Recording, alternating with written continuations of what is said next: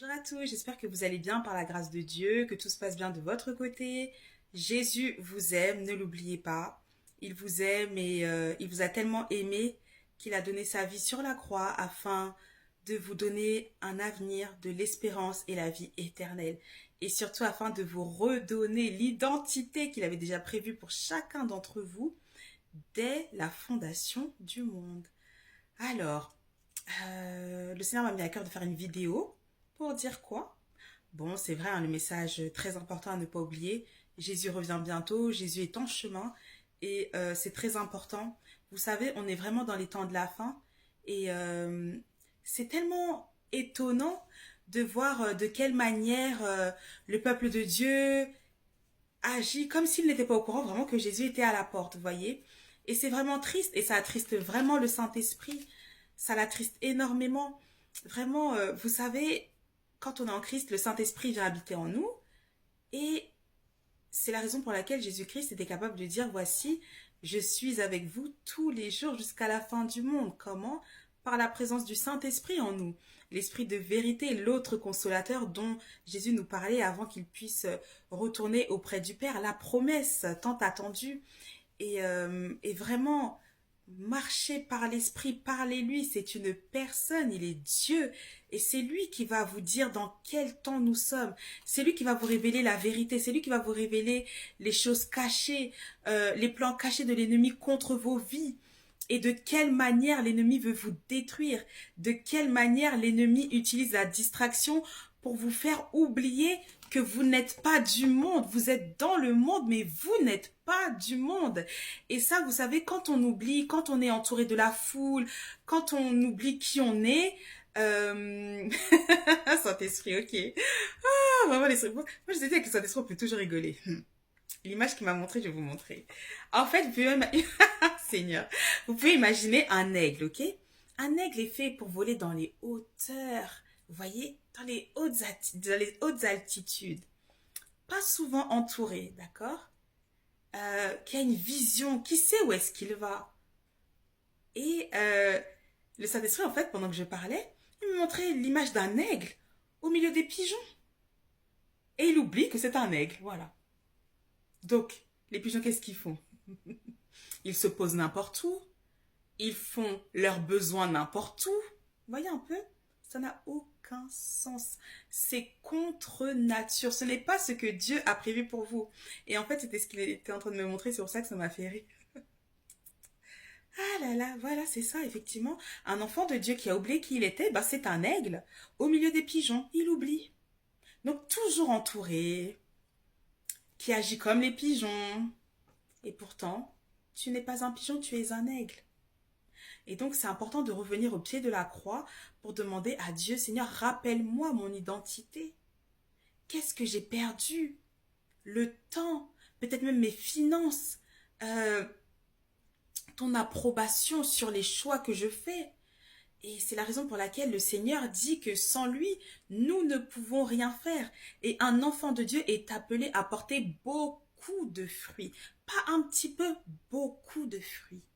Mais si on est au milieu de la foule, si on se prend pour un pigeon, on ne portera aucun fruit. Aucun. Aucun. Vous voyez? N'oubliez pas la parabole des 10 vierges, les 5 vierges sages qui ont été enlevées avec l'époux, qui ont participé aux noces de l'agneau, et les 5 vierges folles qui se voyaient comme les vierges sages. Mais à un moment donné, elles se sont rendues compte que il semblerait que dans nos lampes, il n'y ait pas assez d'huile pour attendre tranquillement le retour de l'époux. Et effectivement, qu'est-ce qui s'est passé? Elles ont raté les noces de l'agneau. Elles ont raté l'enlèvement. Reprenez la lecture de la Bible. Ne négligez pas cela. Lisez, méditez la parole de Dieu avec le Saint-Esprit, pas par vous-même. Ce n'est pas une étude de texte. On n'en a pas besoin. Vous avez besoin de réma, de révélation venant d'en haut par rapport à vos situations, par rapport à votre appel, par rapport à ce que Dieu a mis en vous. Et il y a aussi, oui, effectivement, des personnes qui étaient conscientes qu'elles étaient comment dire, qu'elles appartenaient à la famille des aigles, mais qui se sont oubliées et qui sont allées auprès des pigeons. Pourquoi? Parce que c'est vrai que être dans la dimension des aigles, c'est aussi une dimension assez solitaire. Pourquoi? Parce que nous avons besoin de beaucoup d'espace. C'est pas nous. L'Éternel a besoin de beaucoup d'espace pour pouvoir nous enseigner, nous former, nous briser, nous façonner, afin que nous puissions être aptes à pratiquer de bonnes œuvres, afin que nous puissions rentrer dans le ministère avec puissance, sans dégringoler. Sans dégringoler. Toujours en allant haut, haut, haut, haut, haut, selon le Seigneur. Que dit Dieu de chacun d'entre vous? Est-ce qu'il vous valide ou est-ce qu'il ne vous valide pas? C'est le temps de se repentir. C'est le temps de se poser les bonnes questions. Ce ne sera pas au moment de l'enlèvement. Je vous dis la vérité, au moment de l'enlèvement qui se fera en un clin d'œil, vous allez rester. Vous allez rester sur la terre, oui, avec l'Antéchrist. Ce n'est pas ce que Dieu veut pour vous. Il veut que vous puissiez être vraiment dans la dimension des aigles, de la dimension des fils de Dieu. C'est très important. Le Seigneur me parle de la tribu d'Issachar, oui. Il faut que vous ayez une pleine conscience des temps et des circonstances dans lesquelles nous sommes. Ce n'est plus le temps pour la distraction. Vous devez être conscient du combat dans lequel vous êtes à partir du moment où vous avez donné votre vie à Christ. Vous êtes entré dans le combat, que vous le vouliez ou non. C'est important de le savoir, c'est important d'en être conscient. Et n'oubliez pas, l'ennemi rôde autour de nous comme un lion rugissant, cherchant qui il dévorera. Le diable n'est pas notre ami, il est notre ennemi. Même s'il veut s'amuser à susurrer à notre oreille, non, arrière de moi Satan, je ne t'appartiens pas, je n'obéirai pas à ta voix. N'oubliez pas ce qui s'est passé dans le jardin d'Éden. On perd beaucoup à écouter la voix du diable. Surtout dans les temps dans lesquels nous sommes, des temps très prophétiques. Des temps très prophétiques. Donc vraiment, ne jouez pas avec votre vie. Hein. Ne jouez pas avec votre vie. Vraiment, Dieu a donné la vie de Jésus-Christ, son Fils unique, pour vous. Pour nous.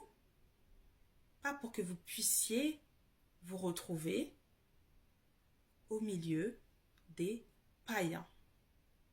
Ce n'est pas le fait de dire que nous sommes en Christ qui nous sauve. Ce sont les fruits qui nous montrent qui nous sommes, à qui nous appartenons.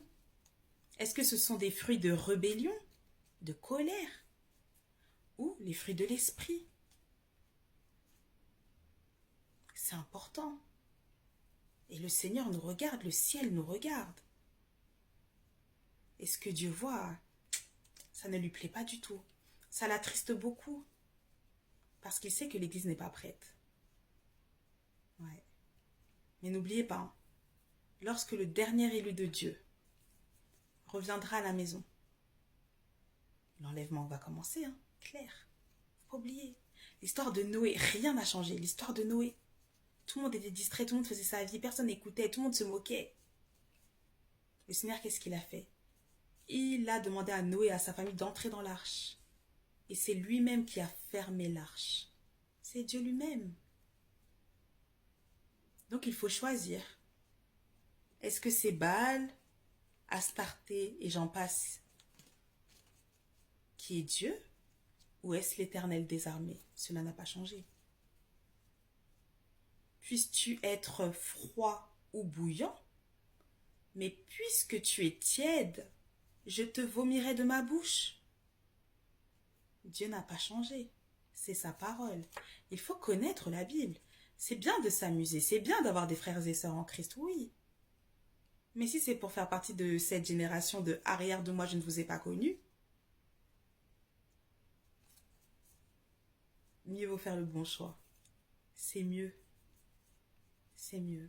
Et n'oubliez pas, le jugement de Dieu commencera par sa maison. Ouais. Il y aura un temps de jugement, c'est normal. un temps de réveil, un temps de persécution, et la trompette va sonner. Et si vous demandiez à Dieu à quel moment nous sommes, vous allez comprendre que oui, il y a des trompettes qui ont déjà sonné dans les cieux. Oui. Oui. Donc vraiment, ne jouez pas avec votre vie, ne jouez pas avec votre âme. Et personne ne sait à quel moment il quittera cette terre. Donc, il faut s'assurer réellement qu'on est dans les voies du Seigneur, que nous marchons dans la vérité, que nous marchons par l'Esprit de Dieu. Et beaucoup de personnes ont été disqualifiées à cause du manque de pardon. Pardonne-nous nos offenses, comme nous pardonnons aussi à ceux qui nous ont offensés. L'amertume, la colère, le manque de pardon, la vengeance, non. Ce ne sont pas les fruits de l'esprit. Les fruits des fils de la rébellion. Ça ne matche pas avec Dieu, ça ne matche pas avec le Saint-Esprit. On doit vraiment le laisser nous façonner, nous diriger, nous conduire. Marchez par l'Esprit, vous verrez, les choses sont beaucoup plus simples. Beaucoup plus simples, vraiment. De savoir que Dieu marche à nos côtés, que Dieu nous protège, que Dieu nous garde, qu'il nous défend, qu'il ouvre les portes. C'est glorieux. C'est vraiment glorieux. Et il vous mettra des personnes sur votre chemin. Des personnes à qui vous allez annoncer des paroles de connaissance, des personnes que vous allez délivrer dans le nom de Jésus-Christ, que vous allez guérir dans le nom de Jésus-Christ, que vous allez même ressusciter dans le nom de Jésus. Parce que rien n'est impossible à Dieu, rien n'est impossible à ceux qui aiment Dieu, rien n'est impossible à ceux qui sont appelés selon le dessein de Dieu. Soyez patients, ne vous précipitez pas pour faire comme les autres. Ne vous précipitez pas. Quand on veut faire comme les autres, eh bien en réalité nous aurons la même finalité que ces autres-là. Mais pourtant le Seigneur dit que nous sommes la tête et non la queue. Veillez sur vos âmes, veillez sur vous, veillez sur votre entourage. Entendez la voix du Seigneur. Entendez. Il y aura un temps où ça va être très compliqué pour entendre la voix de Dieu. Mieux vaut s'habituer maintenant. Parce que lorsqu'on entend la voix de Dieu, il y a des combats aussi. On peut entendre l'ennemi qui imite la voix du Seigneur. Le Seigneur permet pour qu'on puisse apprendre, vous voyez, qu'on puisse discerner. Après l'enlèvement de l'Église, le Saint-Esprit ne sera plus sur la terre, il sera aussi enlevé. Ouais. L'épouse et l'Église, non, l'Esprit et l'Église disent viens, Maranatha, Jésus revient. Comment vous allez faire, ceux qui vont rester sur cette terre? Comment vous allez faire? Pour vous nourrir, pour vous vêtir, pour vivre, vous allez faire comment? Ah oui, merci Saint-Esprit, oh là là. Il m'a montré une scène. En fait, waouh, au temps de l'Antéchrist, ça va être tellement difficile qu'il y aura des personnes qui vont dire moi j'abandonne, je prends la marque de la bête. N'oubliez pas. La marque de la bête égale ennemi de Dieu pour l'éternité, égale enfer direct. C'est un aller simple pour l'enfer, c'est comme le suicide. Aller simple. Mais vraiment, il m'a montré. Il y a des personnes qui ont dit c'est bon, j'y vais, je prends la marque. C'est dommage, hein, de s'être battu comme ça. Tout ça pour dire que non, c'est trop. Ça va être très difficile. Ça va être très difficile. Et même pour faire partie de ces commandos-là, qui vont se battre coûte que coûte pour ne pas porter la marque de la bête. Ça va être difficile. Mais bon, le Seigneur dit que oui, ils l'ont vaincu à cause du sang de l'agneau et de la parole de leur témoignage. Donc oui, il y en a qui vont s'en sortir. Mais au fil de l'épée. Au fil de l'épée. Réfléchissez bien. Que Dieu vous fasse la grâce. Ça, c'est ma prière, Seigneur. Que Dieu vous fasse la grâce de vous montrer votre situation réelle aux yeux de Dieu. Qu'il vous fasse cette grâce-là. C'est une grâce. Hein. Même quand Dieu descend pour venir vous parler, pour venir vous réprimander, c'est une grâce. Ça fait mal sur le coup, bien sûr. Ça fait mal, on pleure.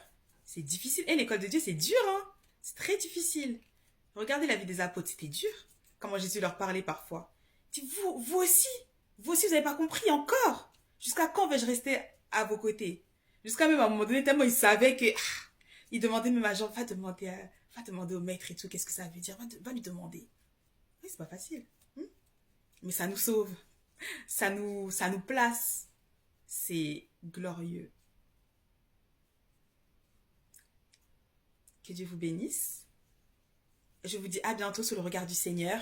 Et vraiment, ouais, que Dieu vous fasse grâce. Que Dieu vous fasse grâce. Vraiment. À bientôt. Jésus vous aime. Bye.